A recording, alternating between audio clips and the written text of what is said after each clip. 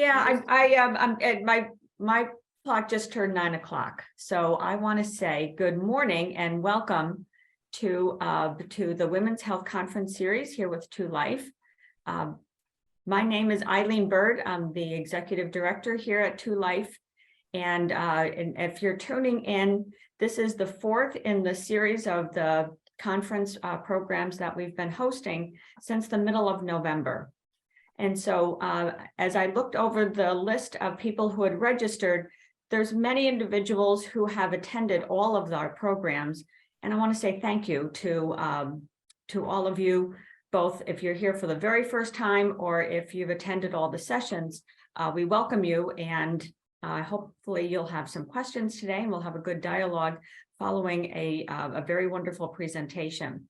And so over these last 3 sessions and leading up to today, we've covered topics such as de-escalation in the surgical process, research on the horizon related to breast cancer, and the growing field of cardio-oncology and how we can protect our heart health while going through cancer treatment. And so, and today we cover a topic that I think is not addressed very often in terms of a study topic, but is part and parcel to the diagnostic process. And that is going to be on reading the Breast Pathology Report with Dr. Sandra Shin, who is with us today. And so before I move on, I want to say a big shout out and thank you to the staff of 2Life that has put all these programs together and all the mechanics that go on behind the scene. If you're watching this program, you're seeing a black box that says 2Life. And so I'm going to take you behind that box and to say, introduce and say, thank you, Chris, for being that host and getting us all together today and keeping us moving forward. So Chris is ardently watching our technology and making sure that we're actually doing what we said we were going to do. Also, Sue, who should be on here today. And the other person I want to say welcome to is Diane Miller. And Diane Miller is the new program manager for 2Life. And we're delighted to have her. And she'll be helping guiding program going into 2023 and beyond. Oh, I see a hand raise coming up. Okay, so with that, I'd like to introduce Mara Ginsberg. Mara is the founder of 2Life, and she has a few words to say. So welcome, Mara. Well, thank you, Eileen, and thank you to our sponsors who help us by supporting this and other events like it, so that we can bring them to you. Dr. Shin, thank you very much again for your time and your expertise. We greatly appreciate it. And I just want to say that we probably did this topic, this is 2Life's 25th year. It's probably been close to 20 years before we did this or a similar topic. And it's very timely. What it meant then was how to read a piece of paper that a doctor gave to you. What it means now is always a little bit different, because we're all encouraged by our physicians and our providers to join their healthcare portals. And that's, if you're not even technically savvy, you can usually manage to figure it out nowadays, and they have help desks. So that's very helpful in corresponding with your physicians, getting an appointment scheduled, asking questions. But it also means that when there's a new test result or something of that ilk, even blood work, it will often appear in your My Health record or whatever it's called. And you may have a curiosity and you may read it. And then you may be left saying, I have a lot of questions. And you may get scared because some of the words can sound scary, but it doesn't mean that there isn't treatment and there aren't options. So there's probably a way to speak with your physician or just steel yourself from looking if you're going to be one of the people that's going to be up for several nights until you're able to speak to your physician. But in the event that you're a curious cat and you want to know what it says, and you're going to try and be zen about it and not panic, because it may not be bad news. It just may sound like it is, but it may not actually be. So we're here with Dr. Shin today to learn a lot more that we can about our path reports and laboratory results, and maybe get a little more quieted about what some of these terms mean, and very importantly, know what questions to ask when we do see our physician, if we have looked at the report. So with that, I'm going to say thank you again and turn it right over, and I'm going to go behind a blank screen. Thanks, Mara. All right, so now I get to do a formal introduction for Dr. Shin, who I just can't tell you how excited we are to have this topic being addressed. So Dr. Shin is a tenured professor at Albany Medical College and has served as Department Chair of Pathology and Laboratory Medicine since 2017. Prior to 2017, she served as Chief of Breast Pathology at the New York Presbyterian Hospital, the Weill Cornell Medicine in New York City. Dr. Shin has earned a national and international reputation as an expert breast pathologist and translational researcher focused on breast disease. She is a graduate of Albany Medical College, yay, and completed a residency in breast pathology fellowship training at the New York Presbyterian Hospital, Weill Cornell Medicine. Dr. Shin has published over 125 scientific articles, reviews, and book chapters, and has lectured extensively, both nationally and internationally. Dr. Shin is also the editor of a textbook entitled A Comprehensive Guide to Core Needle Biopsies of the Breast, the second edition of which was just published in November of 2022. She also holds a master's degree in business administration from the New York University Stern School of Business. Welcome, Dr. Shin, and we're delighted to have you. So take it away. Thank you very much for that introduction. And I'm really happy to be here speaking about my favorite topic, of course. I'm going to share my screen so that you can see my slide presentation. So give me 1 second.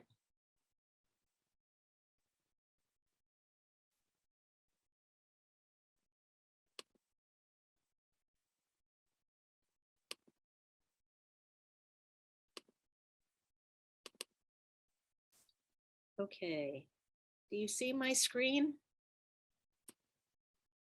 Just need one shout out. Yes. Thank you. I can comment to you. Yes, we can see your screen. If you want to go into slideshow mode, then you'll be more full screen for everyone. Sounds good. All right. Here we Perfect. go. So basically, I wanted to kind of take the mystery out of the breast pathology report. I was talking briefly before the presentation about how in the past, when you were given a piece of paper from the doctor about your results, the report, and I've seen examples, were usually 1 or 2 lines. Now, at least for a breast pathology report, it could actually span several pages. There's so much advancement that has occurred over the years with breast cancer that we're spending a lot of time classifying and really getting into details of what your specific cancer, breast cancer, looks like. You know, has a certain character to it that will either make it eligible or ineligible for particular treatments that target different aspects of the cancer. So these reports, which used to be, you know, 2 lines long, because the only therapy was really to cut it out, is now, you know, much longer because, you know, the characterization of your particular breast cancer has become very involved, which is good in the sense that, you know, there are more options out there for treatment and surveillance, whereas before, you know, other than a, you know, radical mastectomy, there wasn't much you can do with breast cancer in terms of treating it. So my goal really is to give you kind of a better understanding from my perspective as a pathologist as to how we come up with that breast pathology report, so that if you or someone you know is, you know, has the experience of getting a report maybe before you have a chance to talk to your physician or his or her physicians, that there might be some foundation that you can draw upon. Okay. So this may seem a little bit like a review in a biology class, but bear with me because I think it will help you kind of understand where ultimately the findings are drawn from.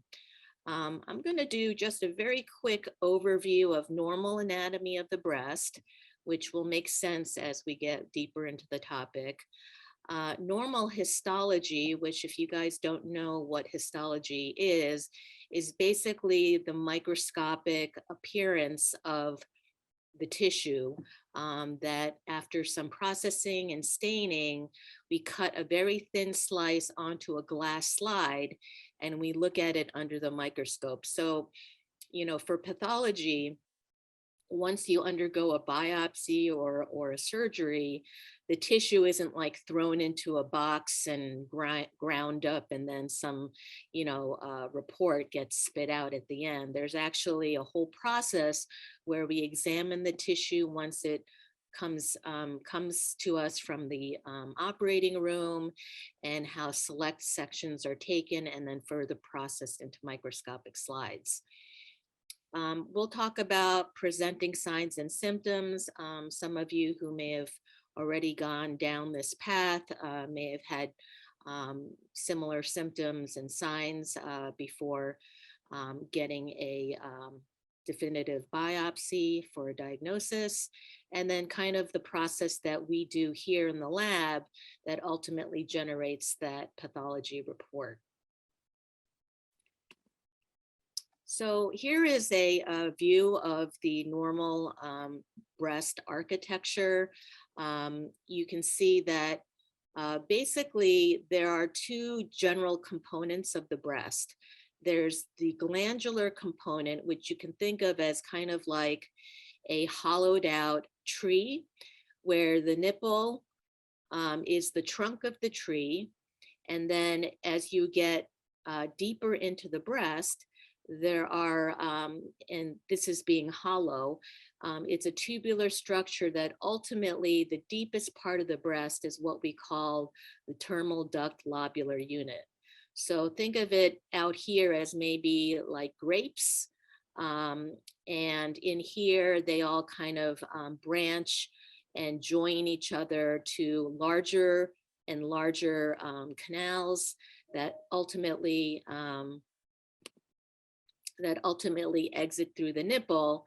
And if you think of breastfeeding, these very tips of this glandular structure or tubular structure, this is where the milk is produced and then eventually is secreted, and breastfeeding occurs.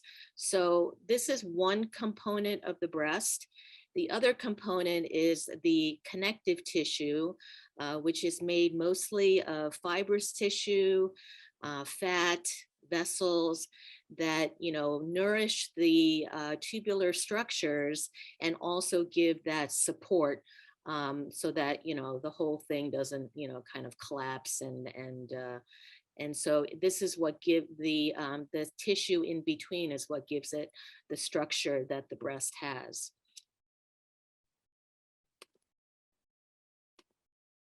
So this is a diagram of the same thing, again, showing that, basically the structure is a large tubular structure that, branches out repeatedly into the most deepest part of the tubular structure called the terminal duct lobular unit. And then the supporting structures in between, which make up the rest of the breast. And so the supporting tissue, again, being fat, fibrous tissue, and the vessels that nourish the tissue and make it viable. The reason why I show you this is because it would be, I think, of interest to know that 95% of breast cancers arise within this tubular structure. So if you think of this tubular structure as, like I said, a hollow, tree, and much like your digestive system, it's actually lined by a coat of cells, just like your digestive system. And that coating or that layer of cells is actually the source of 95% of breast cancer. So that's where most of the breast cancer occurs. If you go into different types of breast cancer, some are thought to arise more in these deeper aspects of the breast, the terminal duct lobular units, while others are known to arise in the larger ducts or tubular structures that are closer to the nipple. So something that's worth thinking about, because it's not just anywhere in the breast, it's actually specifically in these hollow tubular structures. And very few breast cancers arise out here in the supporting tissue structures. So as I mentioned, when you get a biopsy or a resection of the breast, what we do as pathologists is we look at that tissue. We don't look at the entire specimen that's come from the OR, but we look at select areas of it after examining it with the naked eye. And once we process and stain very thin sections of select areas, it's like a whole nother world when you look at it under the microscope. So you have to think of it as looking at something that's a three-dimensional entity on a two-dimensional plane. So, so things that we see three-dimensionally or are three-dimensional, as pathologists, we are trained to kind of look at the same thing, but on a two-dimensional plane. So depending on how it's been sectioned, you can see, you can recognize structures, and we're trained to learn to recognize structures no matter which plane it's been cut into. So this happens to be a nice section of a hollow tubular structure, the ductal system. And you can see that the white here is actually space. So there's no staining, it's white because it's hollow. And then you can see also, if you look really close, that there's a very purple lining on the inside of the duct. And that is that coating that I mentioned, where 95% of breast cancers arise. These teeny little cells here, which are normal in this picture, are the ones that become malignant and ultimately give rise to breast cancer. And then these little areas here, this is that terminal duct lobular unit that I mentioned at the tips and the deepest parts of these tubular structures. So again, some cancers do arise in these deepest aspects of the breast, but for the most part, the vast majority arise from the ductal lining here. And this is again, as I said, another view of the same breast tissue, but here you're looking at the lobules, the terminal duct lobular units, those grapes at the end, straight on, which is why it has a different appearance. And then also, I think this is a nice time to kind of show that fibrous tissue, which is all this pink area, which is the supporting tissue around the ducts and the lobules. And these little structures here are all the tiny blood vessels that also feed into the breast and keep it alive. So now we're getting into really the nitty-gritty here.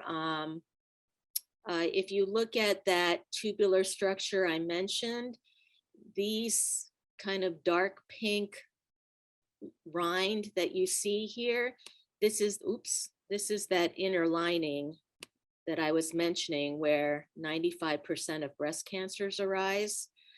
But if you look carefully, you can also notice that there's actually a second layer here of cells. And that layer is called the myoepithelial layer.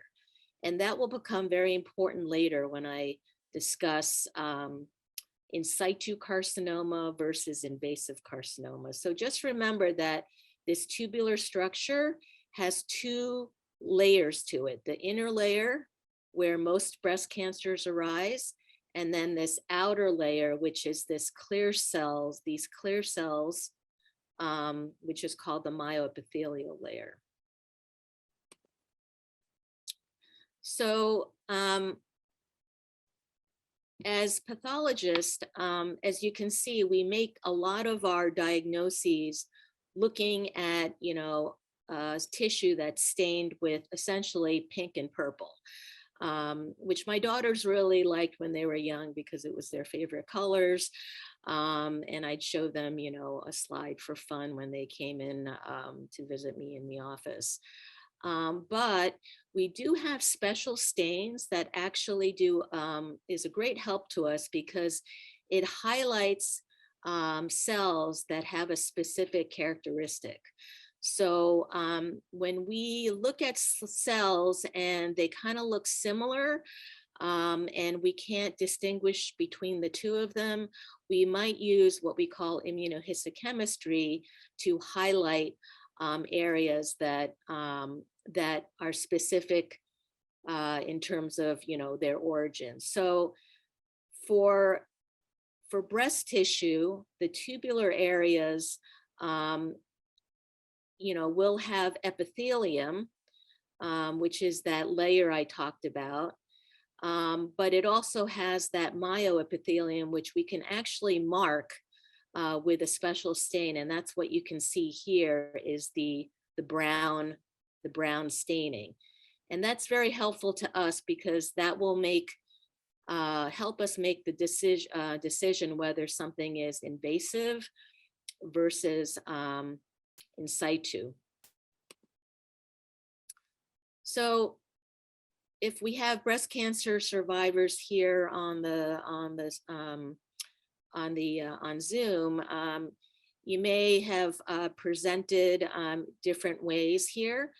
Probably the most common way that people present to the doctor with breast cancer these days is either a breast mass that they're feeling themselves from self-examination, or something that might be discovered during a routine exam with your primary doctor, or you're going in for your screening mammogram, which should be annual, and they're seeing either a mass on imaging that you don't palpate or appreciate by self-palpation, or the presence of calcifications on your imaging. And calcifications can be ominous in the sense that sometimes it's associated with in situ breast cancer, but it's also associated with many benign entities. So,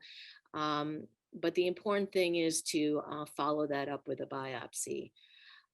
Less commonly, people present with discharge through their nipple. Sometimes that's clear, other times it may be colored. And that in and of itself is not diagnostic for breast cancer. There are benign lesions that also cause nipple discharge, but it needs to be worked up, obviously, if that's your presenting symptom. By screening mammogram, there could be other abnormalities beyond calcifications or a non-palpable mass. Distortion or asymmetry is another finding that's worrisome for cancer.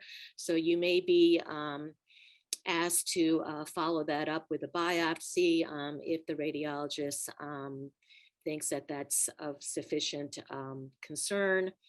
Other less specific and less common findings is breast pain or fullness that the patient might report to their doctor, and these are the things that are probably the most common findings. Sometimes you can have a breast mass that's very close to the skin, and you may not actually feel the breast mass itself, but you might have some changes on the overlying tissue, and that may be your presenting symptom. So I think most people, including myself, I would look at this and be like, oh, it looks like a bruise. You know, you probably just bumped yourself somewhere, which, you know, sometimes that is the case. But other times this could be actually the cancer underneath infiltrating through the skin and causing discoloration. This unfortunately is a picture of a patient who had an angiosarcoma, which is a malignant cancer that arose in the blood vessels in the skin, in the supporting tissue that I mentioned earlier. So again, I'm not sure how much you've seen in terms of examples of breast cancer in mammography or ultrasound, both modalities which are used for screening. But if you've had a chance to look at your own mammogram, if you had a malignant diagnosis, this is a classic look of a breast mass that's malignant, where you see a density here, which is white, but notice how it's not a very smooth contour. So if you have a cancer that's, or a mass that has very irregular contours, that is cause for concern, because breast cancer doesn't grow in a very round, well circumscribed way. It has kind of tentacles. If you think of like, I don't know, like an octopus, or has very invasive tumor borders. So you expect it to have kind of like a radiating or spiked looking appearance, where it pulls the normal breast tissue and causes distortion and asymmetry, which I mentioned are other presenting symptoms. Signs on your mammogram. This is an ultrasound, which I wanted to show as a contrast, because this is actually a benign breast tumor. And you can see that it's very round. It has very smooth contours. And this is something that, you know, if the ultrasonographer sees it, and of course, other things that needs to be considered, will probably think that this is either a cyst or a benign tumor of the breast. So just to give you kind of a contrast of what, you know, the people that are treating you are seeing, and getting a whole picture of your tissue and your tumor. So as I mentioned, the other thing that radiologists find concerning is really the presence of calcifications on your mammogram. So this is a mammogram view from the side, a lateral view, showing these very bright white speckles.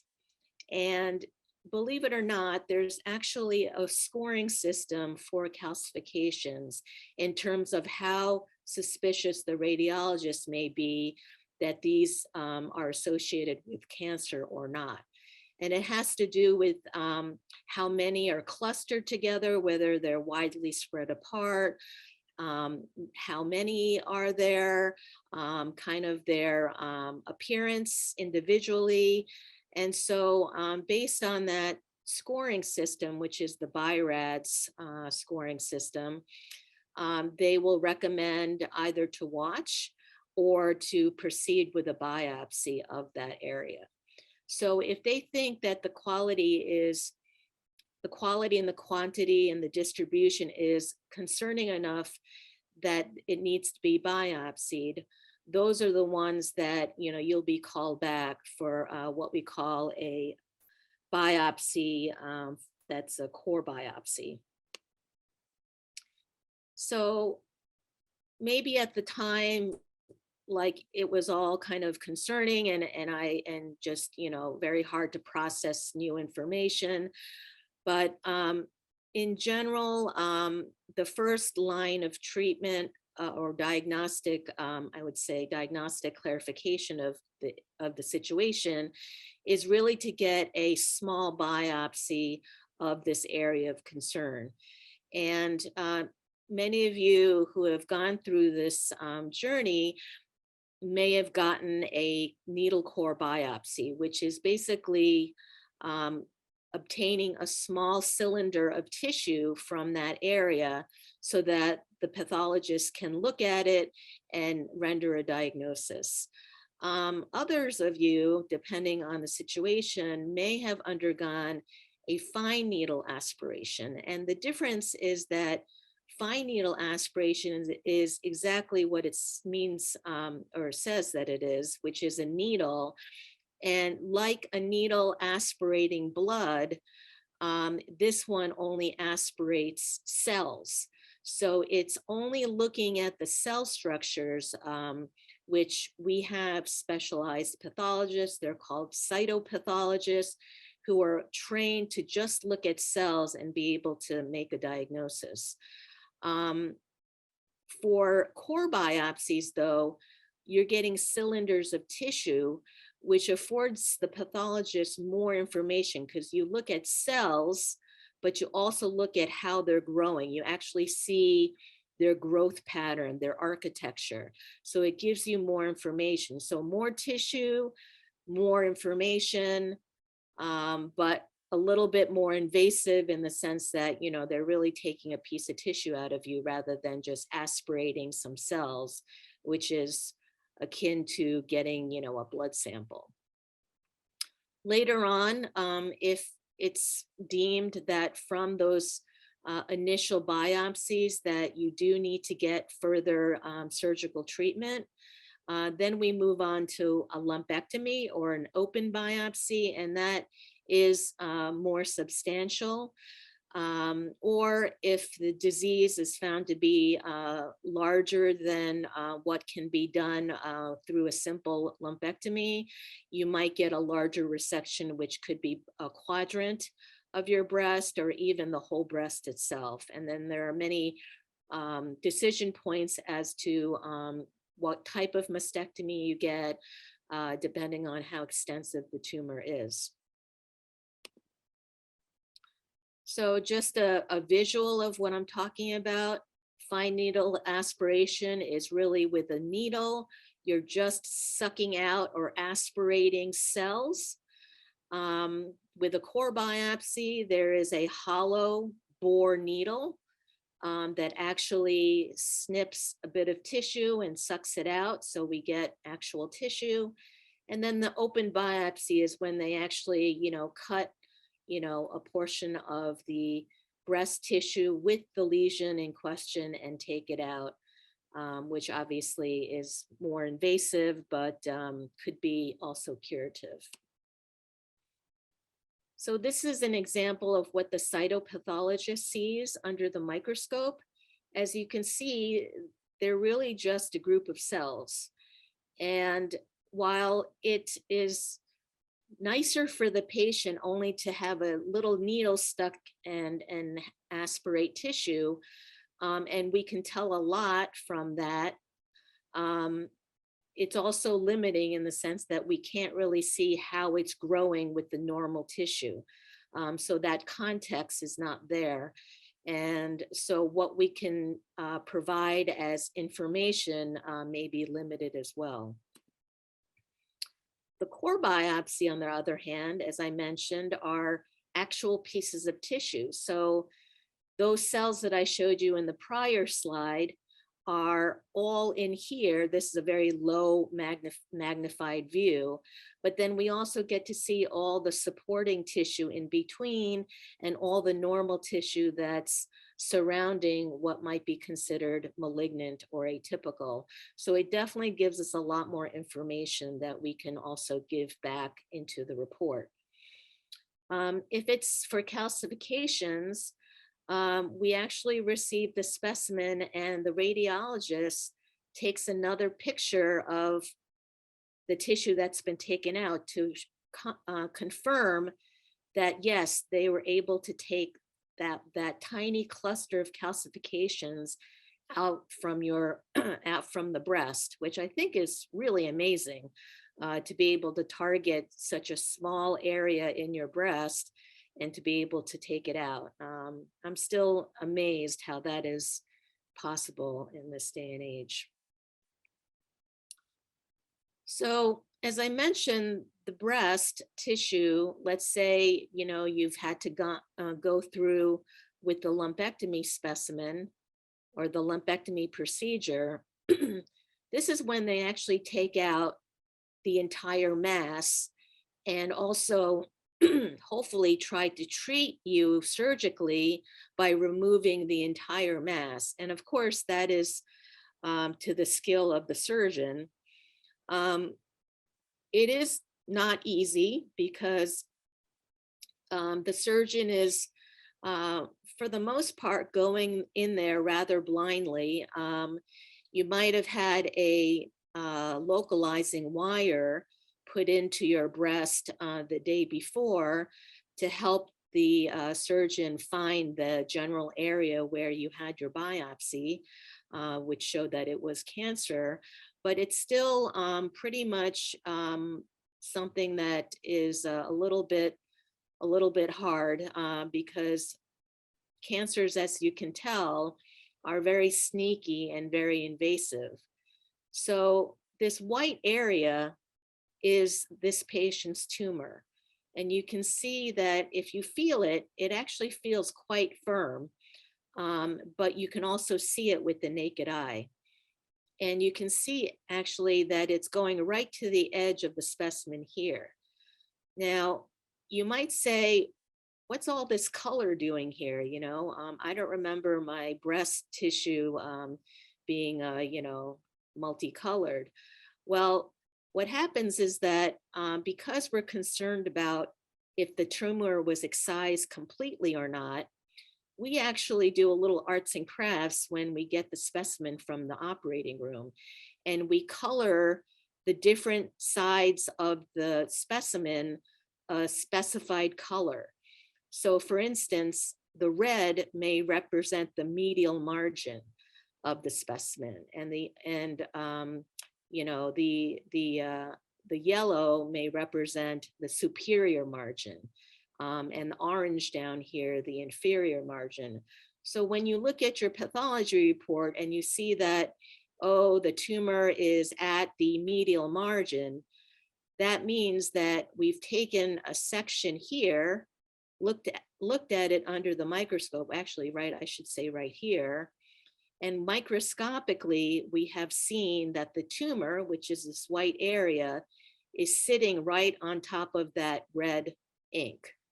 So what the surgeon needs to do when he or she goes back and does a re-excision of that positive margin is go back and take more tissue right here, not here.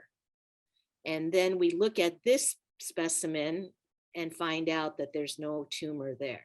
So that's what that means when you see a positive margin. You actually have tumor sitting on ink that we can see under the microscope. This is a little bit graphic, I apologize, but this is an example of a mastectomy specimen. So this is where the tumor was considered to be quite extensive, and it was appropriate to remove the entire breast in order to get around the whole tumor and to, you know, and hope for a cure. So you can see that this is the nipple and the areola, and then this is also the skin of the breast. This is the basically the rest of the breast deeper in, and this is the axillary tail where your lymph nodes are in your armpit. And those also need to be looked at for metastatic disease. So these are things that I've already kind of touched upon, things that you can see with the naked eye, which are the pictures that I showed you. The tumor can either be very discrete or very vague, you know, and, you know, it really deserves a kind of a trained eye to be able to really appreciate the tumor. And then to take the appropriate tissue sections for further processing so that we can look at those very important areas under the microscope to make the diagnosis. So another picture, if you recall that ultrasound picture I showed you of that very well circumscribed round tumor that was benign. Well, if you can imagine, this is actually the specimen where that tumor was taken out, because even though it looks benign, you can never be sure. And so this is a nice cross section, again, of a very round, very well circumscribed and demarcated mass. This is actually a fibroadenoma, which maybe some of you have had that diagnosis, a very benign tumor and common tumor, especially in ladies in their 20s. But again, we don't know until we open it and take sections and look at it under the microscope. You can see that the edges of this specimen are differentially inked in case we have to report margins. And so if this was malignant, I would say already that we are concerned that it's involving the green inked margin, whatever that represents. And then again, to show in contrast, this is a malignant breast cancer. Again, look how infiltrative and sneaky it looks, and that it's probably getting very close to the green and red margin here. This one is another malignant tumor, very different, but you know, can have a very discrete tumor, indiscrete tumor, meaning that it's has multiple areas and it's very extensive. So we get the whole full spectrum. Here you can see that we're at the point where we need to make a diagnosis under the microscope. So as I said, those large specimens that I've shown you, we're not looking at every bit of that specimen. With the trained eye, there are select areas that are taken and submitted for further processing and sliced into very tiny, thin sections and put on a glass slide, which is then stained and put under the microscope here. So you may be familiar with some of these terms. Benign tumors, you may have heard of fibroadenoma, which I said is the most common benign tumor, especially in younger women. Papilloma is one that's benign, but it can be scary at first because it does present with bloody nipple discharge, even though it's a benign tumor. Malignant tumors are the ones that you see here. Some breast cancer survivors on the call may recognize invasive ductal carcinoma versus ductal carcinoma in situ. This invasive carcinoma represents about 85% of breast cancers, and invasive lobular carcinoma, which is a different type, represents about 10 to 15% of breast cancers. The special types that fall out of these two main tumor types represent 2 to 5% of all breast cancers. So very, very rare. The big one is this one. And I'm not going to go into the genetics. I think you've had enough biology and anatomy so far. But suffice it to say that, you know, there's been extreme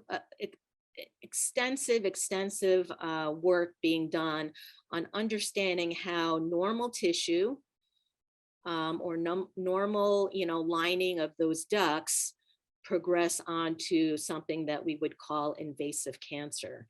And there's a lot of things that happen. Interesting to note that from the in situ phase to the invasive phase, believe it or not, there's not a whole lot difference in terms of what we can see from a molecular standpoint. So this is the point that's a very highly of interest by breast cancer researchers, because if you have only in situ disease, your prognosis is excellent. It's really good with the proper treatment. But if it goes to invasive carcinoma, your prognosis is much different. Not that it's bad across the board, but it definitely is much different than if you only had in situ carcinoma as your final diagnosis. And however, under the from molecular studies, we still haven't figured out the key difference between these two, because with molecular studies so far, they're still very, very similar, even though their outcome is very different. So I've alluded again to the difference between invasive carcinoma and in situ carcinoma. And I want to show you what that means, because I think now that you have this foundation, you may be able to appreciate the difference. So if you think back to my earlier slides and pictures of the ductal system, that hollow tree analogy, this is a duct now that has been completely replaced by cancer cells. Remember that lining that I mentioned where 95% of breast cancers arise? Well, that benign layer has turned malignant. And now not only are the cells completely different, but they're multiplying.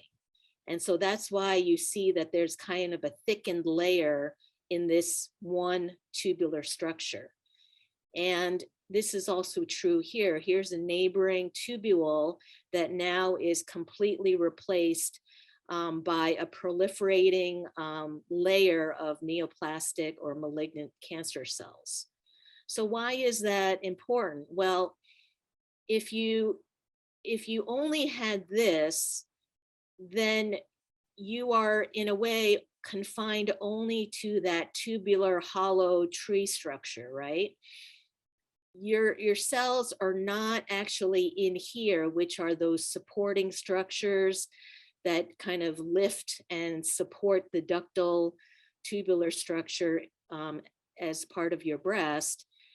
And remember I told you that in the stroma here, in this connective tissue that's supporting these tubular structures, that's where the vessels are? Well, that's important because when tumors that are confined to that hollow tree somehow figure out how to get over here into the supporting tissue, that's when these tumor cells have access to the blood vessels, which means that now these tumor cells can travel into the blood vessel, into your blood system, and metastasize to your lymph nodes, to other parts of the body. And now you have metastatic cancer. So very important to know that, because that's why having in situ carcinoma, which is what this is called, is vastly different from having invasive cancer. This is what we are looking at under the microscope when we say, oh, this patient has in situ carcinoma, end of diagnosis, versus, oh, this person has invasive carcinoma. And now we have to look at the lymph nodes, we have to get a full body scan to see if this cancer has figured out how to leave the breast and go to other parts of the body through the blood supply. Dr. Shin, it's Eileen. May I interrupt you for just one moment? There's a couple of Absolutely. there's a couple of questions that have come in specifically related to defining the term in situ. And of Right. course, you give this stuff, this comparison of invasive versus in situ. Can you be a little more specific about that as you look at this slide and move forward? Thank you. Sure. So, so in situ carcinoma is carcinoma that's confined to the ductal system, that hollow ductal system, the hollow tree analogy that I made, all of those branches that I showed you in the very beginning. So when we say in situ, we're saying that the cells are confined in that ductal hollow system. Whereas if the cells have figured out how to leave this confined ductal system and is now in the supporting tissues, then it's called invasive carcinoma. Does that make sense? Should I go back? Should I go? I will check the chat, but I think you covered it nicely. Okay. Because I mean, I can easily go back to my my original slide here in the beginning showing. I'm getting a thumbs up Oh. from one of the person who put in the comment the first time. So I think we did you cover it. clarified it, Doug. Yeah. Okay. Thank you. So, you know, so DCIS or lobular carcinoma in situ, those are cells that are in this hollow system, right? And remember, I told you, like the digestive system, it is a hollow tube, but has a lining to it where all of the breast cancer, most of the breast cancer arises in. And then this is the supporting connective tissue in between that has the blood vessels. So if the tumor is only confined to this ductal hollow system, it's DCIS. But if it's figured out how to break through and are in here, then this is when it becomes invasive, because this is where the blood vessels are. So that's why it can travel to other parts of the body. If you have DCIS, it will never have a chance to go to other parts of the body, which is why the prognosis is much better if you only have DCIS. Thank you.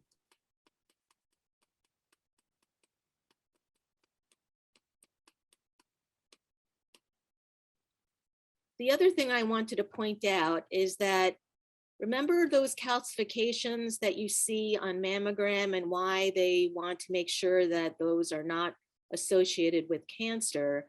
The reason is this picture, because tumor cells, they're rapidly growing. They don't care about anybody else. They're just doing whatever they're going to do to multiply and get bigger and bigger.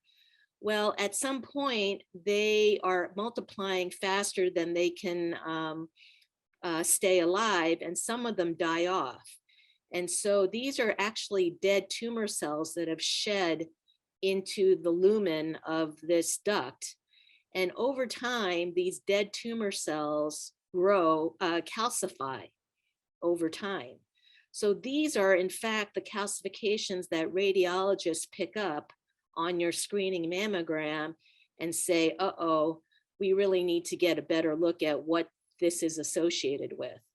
So because this is what we're trying to detect is DCIS that has tumor cells that have died and have since calcified.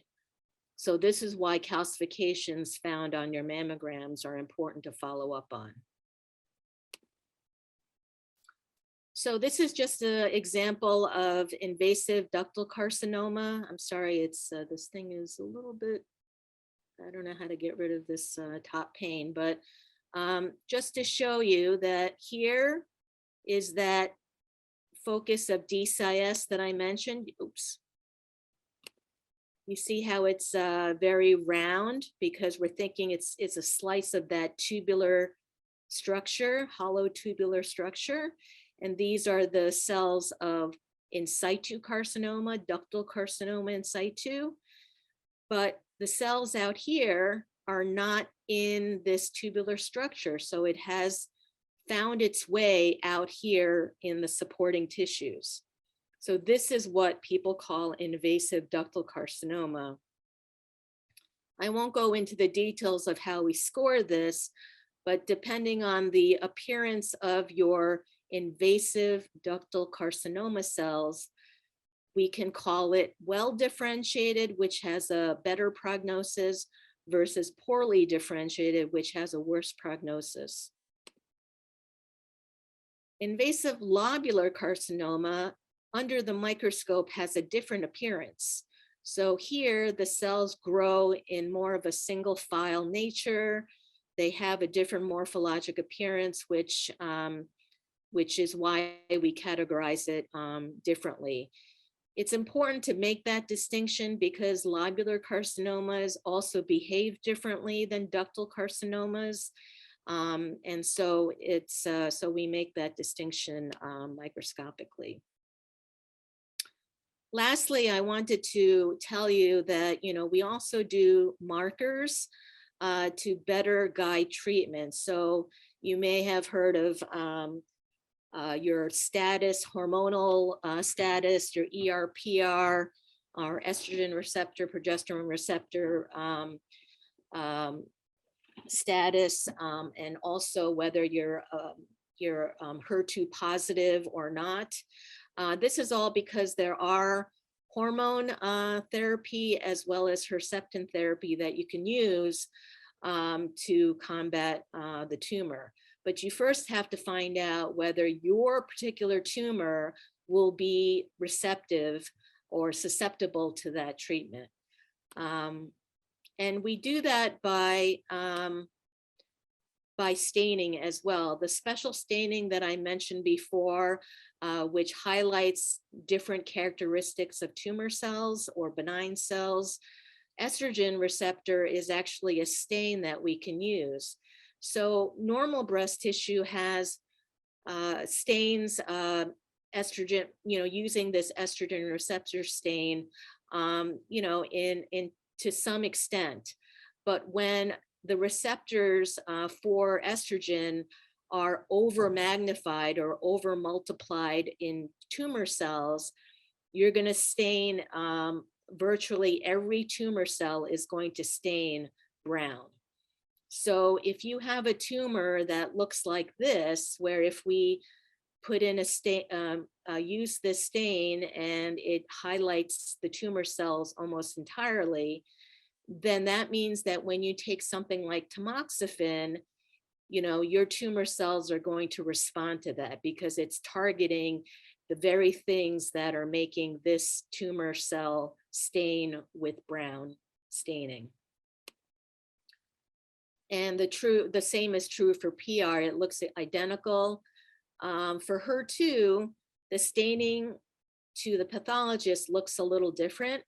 So instead of staining the whole cell or the nucleus, which takes up most of the cell, it's going to stain just the membrane or just the edges of the cell.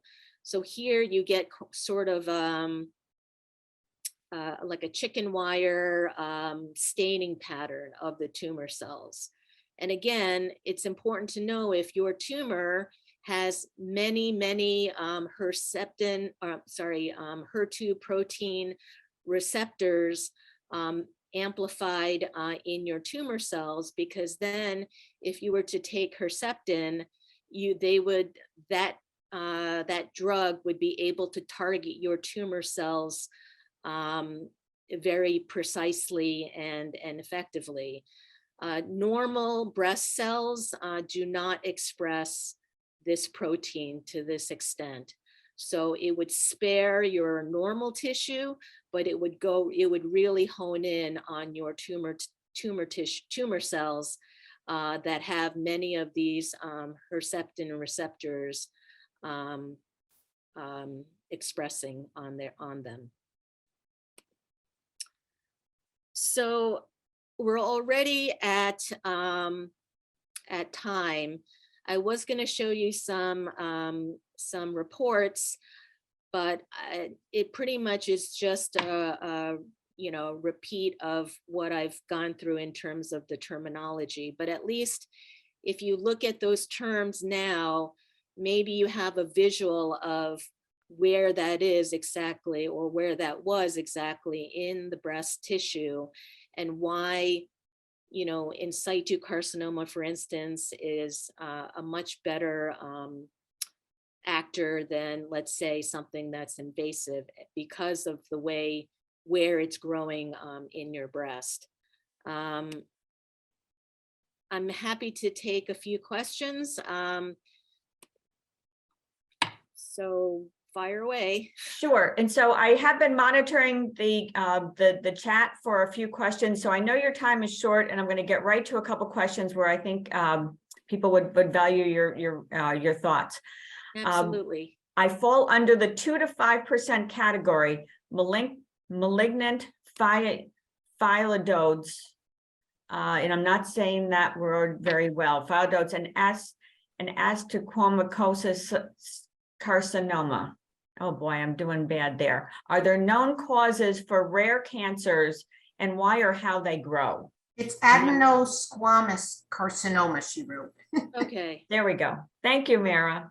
Right. Okay. So, so this is very interesting. So the malignant phyllodes is a tumor that arises in that supporting tissue structure component that I mentioned, not the tubular, hollowed out tubular structure, but that supporting tissue around the tubular glandular system. So it is a rare tumor.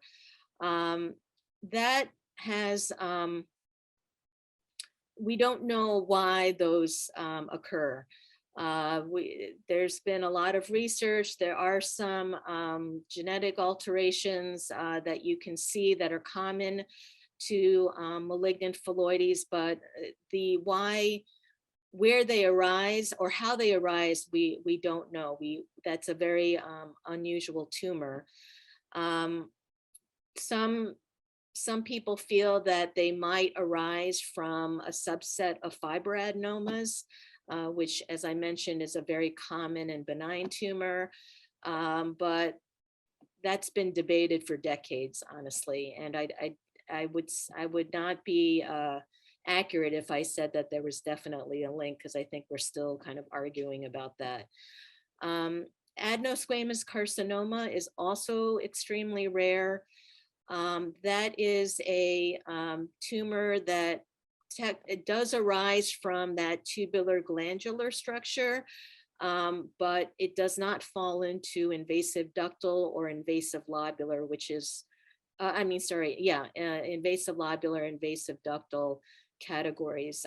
It's that, unfortunately, the 5%, some of which it represents metaplastic carcinoma. So metaplastic carcinoma is considered an epithelial tumor, one that arises from the mucosa or the lining of the ductal system that has actually changed its phenotype into more of a mesenchymal phenotype. And I'm sorry, I'm getting into very technical terms, but that particular, I've actually written on that topic, and so I know more about it than probably most.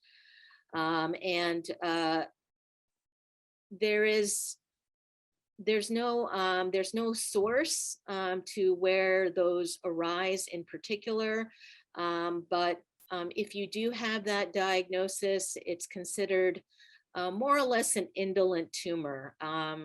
There are rare examples of it metastasizing and going to other parts of the body, but for the most part, it's considered an indolent tumor that if it does return, it returns only locally. So if you didn't get a mastectomy, which is not the recommended treatment, and you got, let's say, a lumpectomy for it, the prognosis is fairly good. It's, they rarely go to the lymph nodes and metastasize elsewhere. It's just something that you have to watch out for if that's the diagnosis that you have. Thank you, Dr. Shin. I'll move in another direction. Very early on, a question came in. You had shown a slide that had a tumor that was close to the skin surface. Mm-hmm. So the question is, that bruise look, would that bruising apply to other parts of the body, and how could someone identify if that was cause for concern? And Mara started to answer the question, but I wanted to throw it out to you as well, if you wanted to address it. Sure. So would that apply to other parts of the body, say a bruise to your arm or something of that nature? Right. Well, that particular bruise was just the tip of an angiosarcoma, which I think I showed you a picture of that large specimen with all those multiple tumors that were red.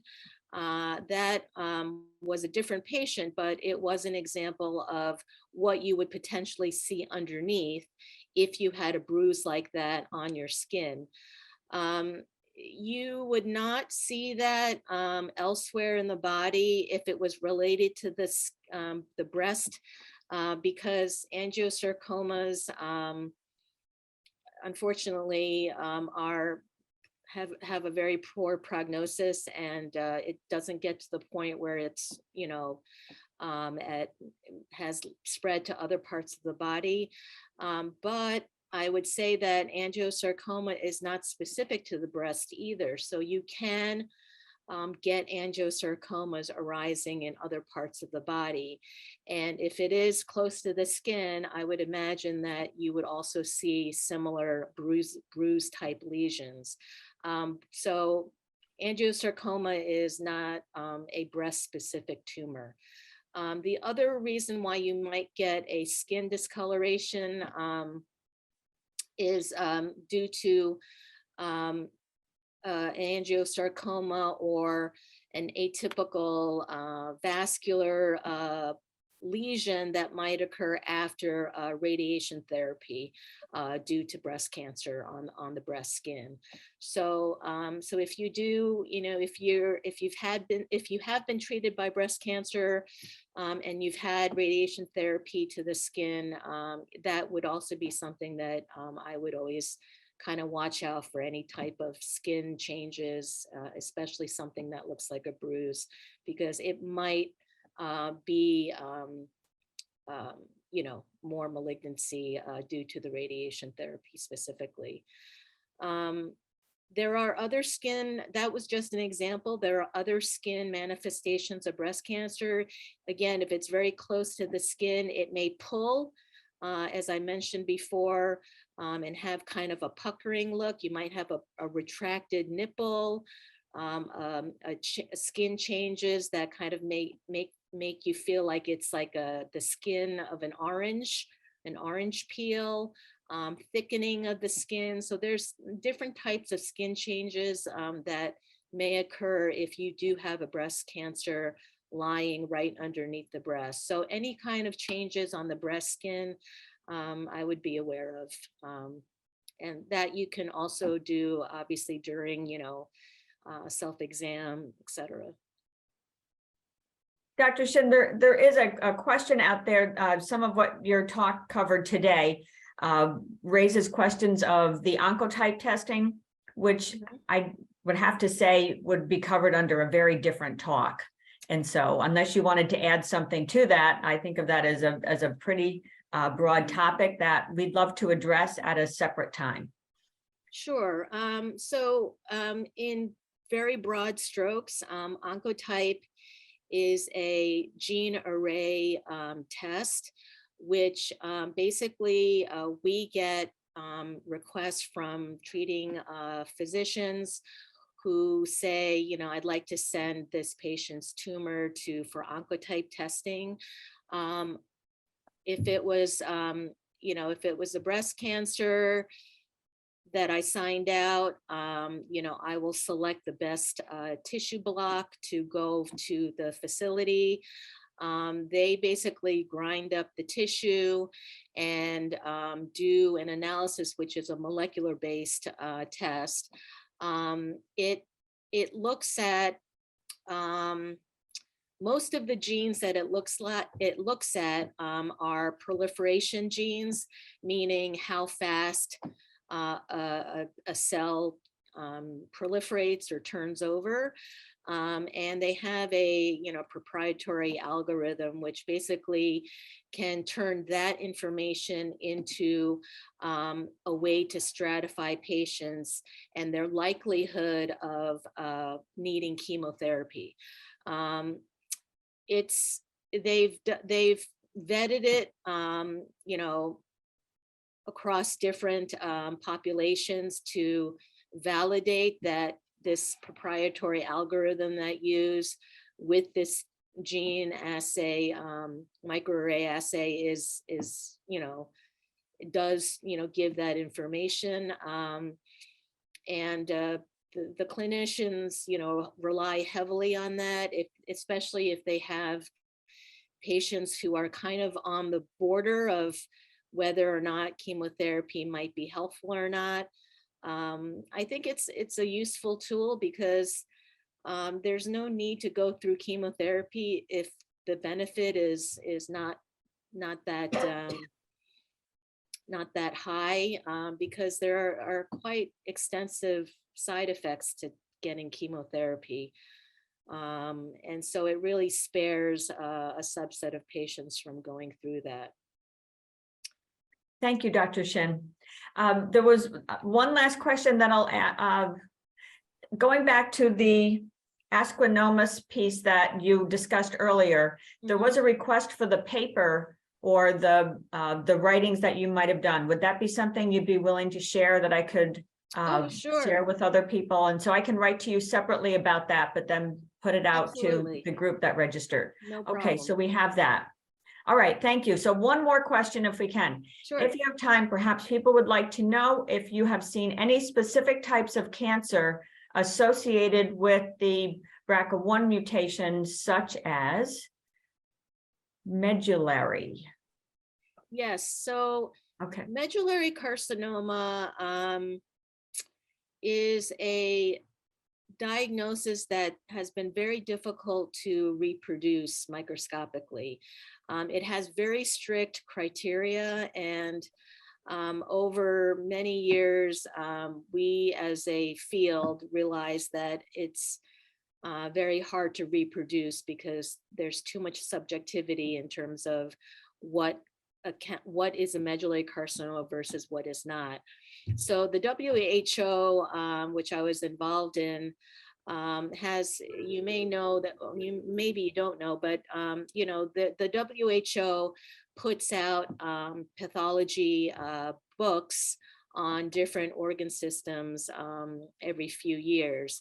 I've been a contributor to the WHO classification textbook. I think, I don't know, has it been 3 editions by now?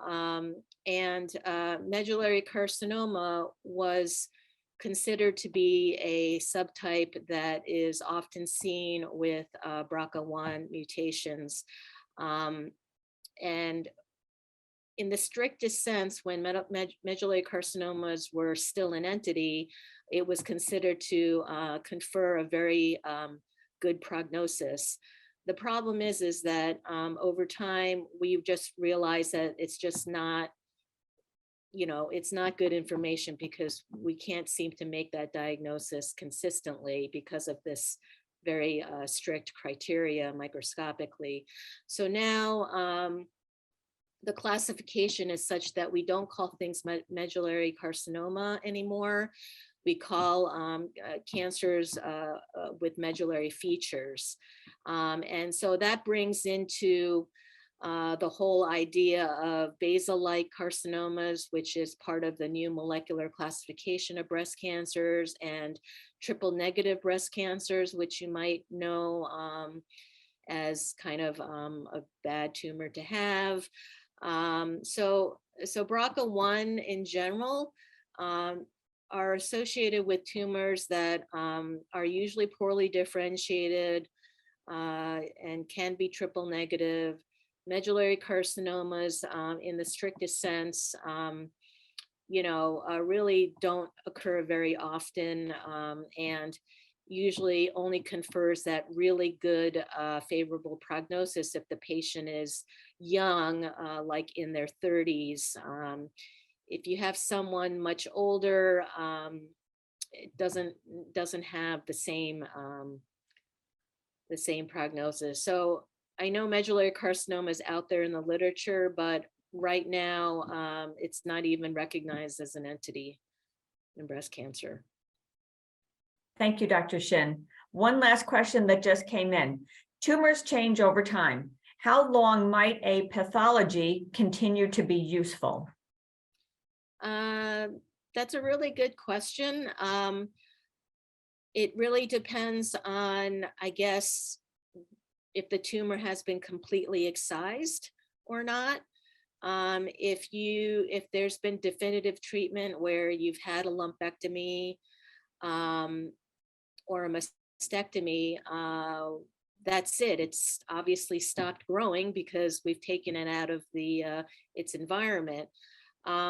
It is useful later on if, God forbid, you had a recurrence, or if you presented with metastatic disease after being disease-free for a certain amount of time, because there is literature out there that even though tumors may be excised, there is, tumor cells potentially circulating in your blood system, laying dormant in your body that we cannot detect and we can't excise. And so those are probably the origins of when you, if one develops a recurrence or metastatic disease later. And when that does happen, if it is related to the tumor that you excised, had removed, 10 years ago, it actually looks the same.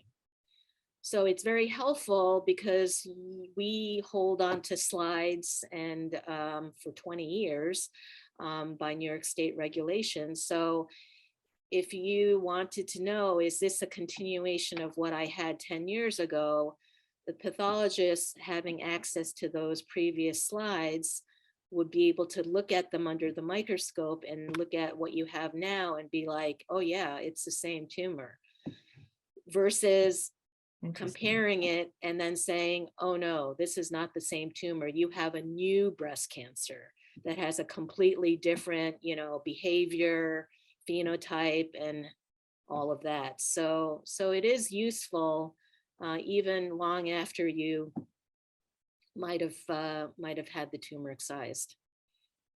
Okay, thank you, Dr. Shin. And that wraps up our questions for today. I know you've stayed over and I appreciate your time. We all appreciate the answers and the edification to some of the material you presented today. It was wonderful. Thank you. So, it was a pleasure. Thank you. Thank you very helpful. much.